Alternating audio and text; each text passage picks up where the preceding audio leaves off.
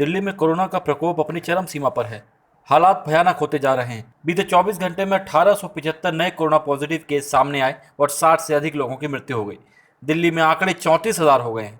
दिल्ली सरकार कोरोना की जंग में पूरी तरह से फेल होती नजर आ रही है। दिल्ली सरकार के द्वारा डीटीसी बसों के चालकों की सुरक्षा पर ध्यान देने के लिए उन्हें सैनिटाइजर की बोतल और मास्क देने की बात कही जा रही है।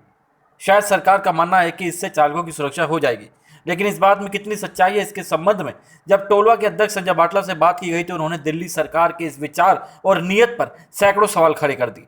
बाटला ने बताया कि दिल्ली सरकार डीटीसी के चालकों और कंडक्टरों को सैनिटाइजर की बोतल और मास्क देने की बात कर रही है।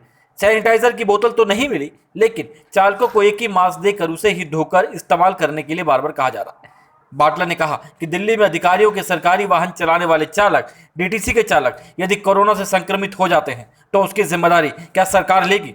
वहीं यदि ईश्वर न करे कोरोना से किसी की मृत्यु हो जाती है तो क्या सरकार उन्हें 1 करोड़ की मदद करेगी? क्योंकि ये तो खुद सरकार ने ही कहा था। बात सीधी है, दिल्ली सरकार को आदेश वो देने चाहिए जिस पर वो अमल कर सके। सिर्फ वाहवाही के लिए आदेश देने से स्थिति नहीं सुधरती। सिर्फ वाहवाही के चलते ही बनाए गए आदेशों का परिणाम है कि आज दिल्ली में कोरोना ने विकराल रूप धारण कर लिया है और सरकार इससे निपटने के रास्तों को ठीक से खोज भी नहीं पा रही। न्यूज़ ट्रांसपोर्ट विशेष ब्यूरो रिपोर्ट, दिल्ली।